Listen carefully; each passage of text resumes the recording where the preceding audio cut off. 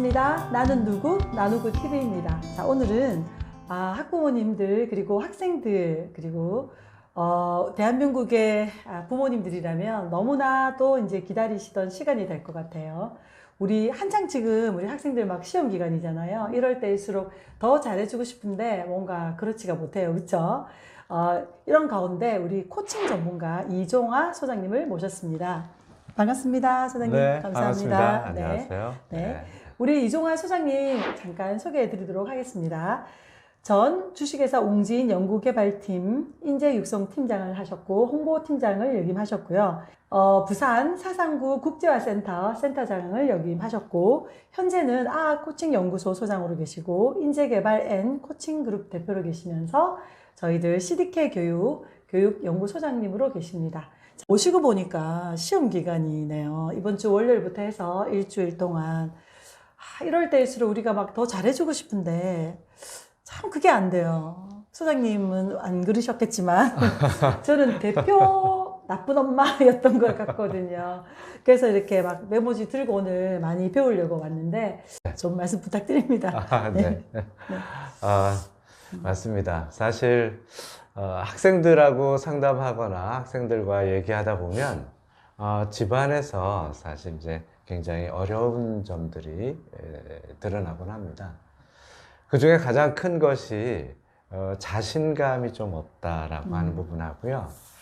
그동안 본인 스스로가 난 이걸 잘 못할 것 같아요. 혹은 부모님으로부터 받는 어떤 압박감 같은 부분들도 굉장히 네. 많이 호소를 하곤 합니다.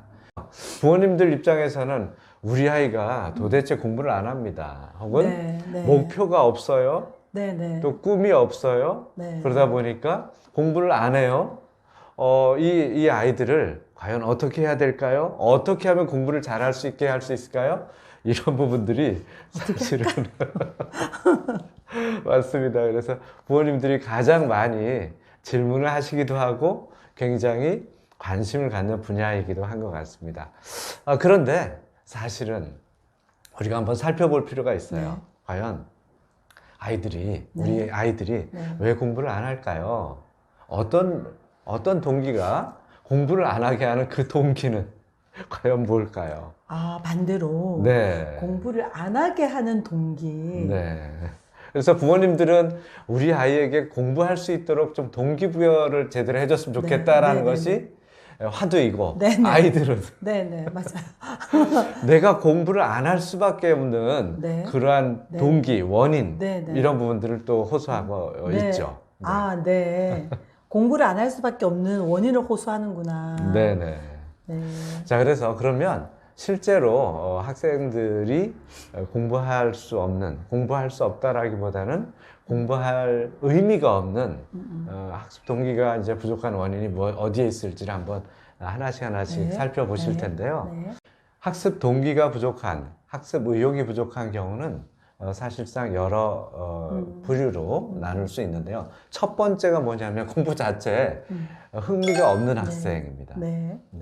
그래서 실제로는 공부 자체에 흥미가 없는 경우는 무언가 그동안의 선생님과 부모님이나 선생님으로부터 좋은 피드백을 받은 경험이 별로 없는 거죠.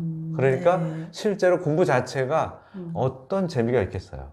인정도 받지도 못하고 피드백도 긍정적인 부분도 없고 그 다음에 공부가 쉽지만은 않지 않습니까? 그렇죠.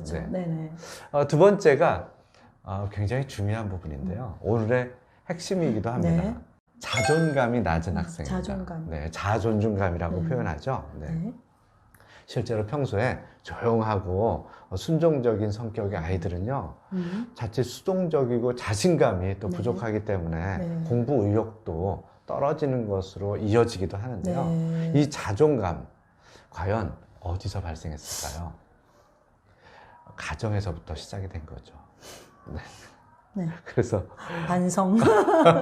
그 반성 모드로 자존감의 경우는 양육 환경, 성장 배경에서부터 실제로 우리 아이들에게 어떠한 그동안의 성장 배경, 성장 환경에서 어떻게 피드백을 받아왔는가라는 부분이 가장 크게 작용한다라고 볼 수가 있겠죠. 가정에서 네. 하긴 학교에서 선생님을 뭐 만나서 피드백 받을 그런 순간순간들보다 집에서 네. 이제 엄마 아빠랑 피드백 받을 수 있는 그 시간들이 더 많으니까. 네, 그렇습니다. 네. 그리고 학교에서는 선생님들이 중학교 같은 경우는 시간마다 네. 선생님들이 바뀌시지만 바뀌시죠. 네네. 가정에서는 시간마다 부모님이 바뀌시지는 않지 않습니까?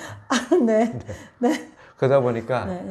가장 큰 영향력을 주는 분이 바로 부모님이시죠. 네. 세 번째가 참 안타까운 일이죠. 세 번째 유형은 네. 어떤 유형이냐면 부모님이 굉장히 의욕적으로 잘 케어해 주시려고 많이 이제 신경을 쓰시는데 네. 두 분의 의견이 다른 경우입니다. 아, 부모님 두 네. 분의 네. 의견이 다른 경우. 네, 맞습니다. 그래서 두 분의 예를 들면 두 분이 서로 의견이 달라서 의견 충돌이 잦아서 네. 예를 들면 자녀 교육에 대한 의견 충돌도 있을 수 있고요. 네. 또 다른 집안 일들로 해서 네. 의견 충돌이 생길 수도 있겠죠. 아, 그러다 네. 보니까 늘 언쟁이나 아니면 그 긴장감, 공포감, 불안감 이런 부분들이 우리 아이들에게는 정서적으로 굉장히 불안하게 네. 작용을 그러니까 하게 자녀 되는 거죠. 교육에 관한 것도 있지만 그 네. 외에 모든 문제에 있어서 뭔가 네. 충돌이 자주 일어날 때 네, 불안감, 긴장감 이런 거 말씀하시는. 맞습니다. 그래서 네. 부모님 간의 네. 관계가 좋지 않을 경우 네. 혹은 이견이 많아서 서로 갈등할 경우 물론 네. 갈등에서 잘 서로 수습이 된다라고 하면 네. 문제가 없을 수 네. 있겠죠. 그런데 봉합되지 않고 실제로 갈등이 있을 경우 그리고 가장 중요한 핵심적인 요인 한 가지는 뭐냐면 그러니까 부모님 간의 교육관이 다르신 거예요. 교육관이 다른 게 이제 네. 가장 그래서 여러 가지 예를 의견들 들면 중에서. 네. 맞습니다. 그래서 아버님의 경우 예를 들어서 아버지의 경우 아이들은 놀면서 크는 거야 네. 라고 했을 때 어머님의 경우에 아니야 옆집 애들 좀 봐 안 돼요 그러면 안 돼요 막 이렇게 서로 막 아니 그래도 놀면서 키워야지 아니 안 돼요 이렇게 교육관이 다르시다라고 하면 사실은 아이들은 어느 장단에 춤을 춰야 될까요? 엄마는 숙제하라고 하고 아빠는 아니야 놀자 하고 사실은 그렇게 됐을 때 저는 그 말씀 들으니까 네. 엄마 아빠가 다를 수도 있지만 저도 강의를 하러 다니는 사람이지만 내 아이는 그렇게 못했던 것 중에 엄마 아빠 의견이 다른 것도 문제인데 저는 저 스스로도 왔다 갔다 했던 것 같거든요. 네네네. 일관적이어야 되는데 어떤 기준이 어떨 때는 괜찮다고 했다가 어떨 때는 아니라고 했다가 혼자서도 막 그랬던 것 같아요. 네. 네. 굉장히 중요한 부분을 또 말씀을 네, 해주셨어요. 네. 그래서 교육에는 무엇보다 일관성이 중요한 거죠.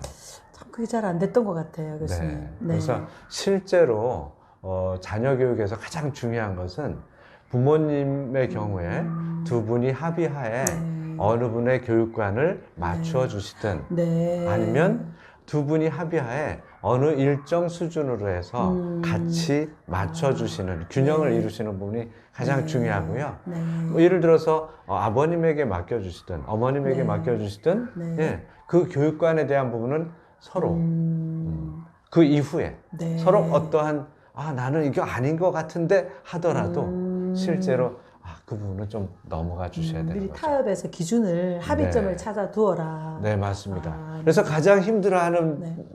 내용 중에 하나가 뭐냐면 특히 중학생들 같은 경우 시험을 보잖아요. 중학교 네. 2학년, 네, 3학년 네, 같은 네. 경우. 시험 보고 난 다음에 아무 얘기 없다가 어느 날 갑자기 아빠가 일찍 오셨어요. 아무개야, 너 시험 보는 거 같더니 시험 다 봤니? 응, 아빠 다 봤어요. 성적 갖고 봐. 네. 전혀 신경 안 안 쓰다가 쓰다가. 네, 성적표 보시고 네가 이렇게 하면 되겠어 하면서 네. 어느 날 갑자기 훅 들어오시는 거죠. 네, 그렇지 네. 않을까요? 대부분 네. 아빠들은? 그래서 그 부분이 네. 우리 자녀들에게는 굉장히 큰 스트레스이고 어느 날 갑자기 마찬가지 아닐까요? 한번 이렇게 생각해 보세요. 어느 날 갑자기 시어머님이 아버님이 네. 며느라 가계부 좀 갖고 오렴. 가계부? 아무런 처치 없다가 가계부좀 갖고 오렴? 네. 가계부좀 갖고 오렴? 네, 네. 이렇게 했을 때 과연 어떠실 네. 것 아, 같으세요? 매우 네. 도망가고 싶네요. 네. 실제로 아이들의 경우도 이러한 상황이 되는 거죠. 아, 진짜. 네. 그렇게 하니까 탁 와닿네요. 소장님. 예, 그렇거나 또는 이제 네 번째가 이제 지나치게 과잉보호하는 경우가 네. 있습니다. 그렇거나 아니면 극단으로 가서 네. 네가 알아서 해. 공부는 네가 알아서 하고 네 인생 네가 사는 거지 뭐. 이렇게 말씀하시는 부모님들 네, 계시죠? 네, 계시죠. 네. 네, 네. 지나친 무관심도 네. 사실은 좀 문제가 될 수 있고요. 지나친 과잉보호도 네. 또 문제가 될 수 있겠죠. 제가 경험했던 학생들 중에 한 학생은 중학교 2학년 때부터 3학년 때까지, 3학년 1학기 중간고사까지 네. 전교 2등만 했어요. 2등? 1등, 예, 1등을 한 번도 하지 못했어요. 아, 어떻게. 네. 그랬다가 중학교 네, 3학년 네. 잘한 건데도. 네. 1학기 기말고사에 전교 1등을 한 번 한 거예요. 네, 했네. 네. 드디어. 네. 그래서 그 친구가 굉장히 기뻐했던 네네. 모습을 봤었는데요. 네. 그런데 전교 2등을 했을 때 네. 잘한 거잖아요. 그럼요. 엄청 전교 잘한 건데. 성적만 나오면 그 친구가 굉장히 표정이 안 좋았어요. 너무 집에 들어가기 싫어할 정도. 네, 맞아요. 무슨 자세히 말인지. 나중에 자세히 들어보니까 어떠한 일이 있었냐면 어머님이 잠을 안 자요.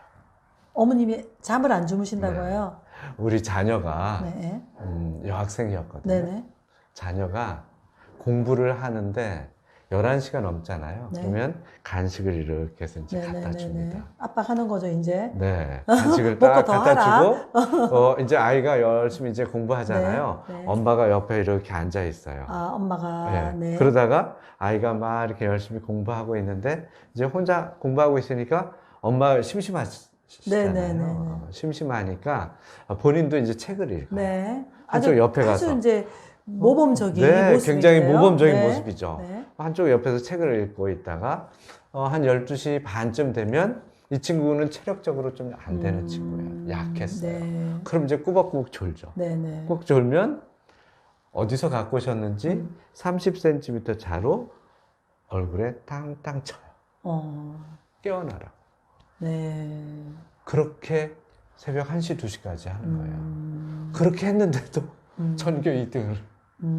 그런데 마지막에 3학년 1학기 기말고사에 전교 1등을 했던 것은 1등한 친구가 다른 목적이 있어서 다른 공부를 하고 학교 성적 시험을 신경을 안 썼어요. 그래서 1등을 했었어요. 그랬구나. 네.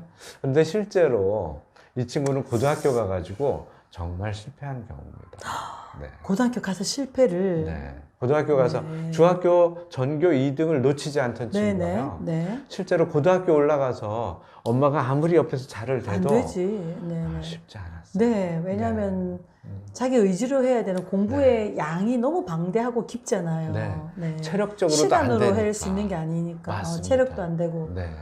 그래서 네. 이렇게 과잉보호하거나 지나친 무관심도 참 아이들에게 우리 자녀들에게 학습 동기를 깎아내리거나 네. 아예 학습 의욕 자체를 네. 없애는 그러한 경우가 네. 발생되기도 합니다. 네.